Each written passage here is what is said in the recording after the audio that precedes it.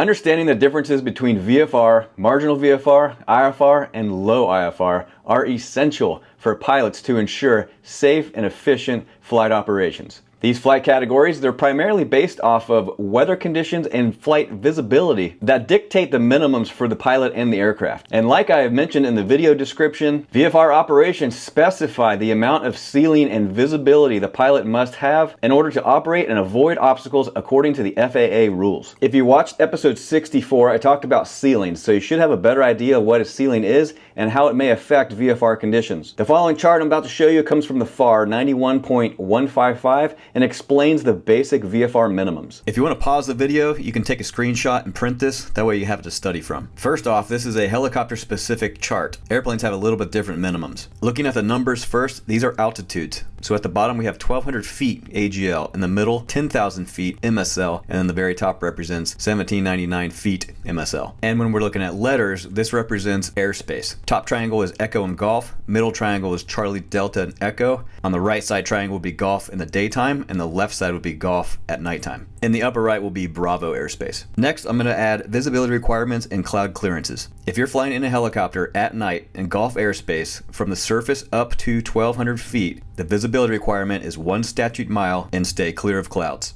If it's Golf airspace in the daytime from the surface 1,200 feet, the visibility requirement is 1/2 statute mile and stay clear of clouds. If you're flying above 1,200 feet AGL and below 10,000 feet MSL at night in Golf airspace, the visibility requirement is 3 statute miles. With the same altitude for Golf day, the visibility is 1 statute mile. 3 statute mile visibility is required from the surface up to 10,000 feet MSL if you're flying in Charlie, Delta, or Echo airspace. Above 10,000 feet MSL and below 1,799 feet MSL if you're in Echo or Golf airspace, the visibility is 5 statute miles. Bravo airspace is 3 statute miles and stay clear of clouds. And speaking of cloud clearances, if you're at the surface up to 10,000 feet MSL in Charlie, Delta, or Echo, you are to remain 500 feet below the cloud, 2,000 feet to the side of the cloud, or 1,000 feet above the cloud. Golf night and Golf day have the same cloud clearance requirements. Then when you're above 10,000 feet and below 1,799, Echo and Golf cloud clearances require 1,000 feet below the cloud,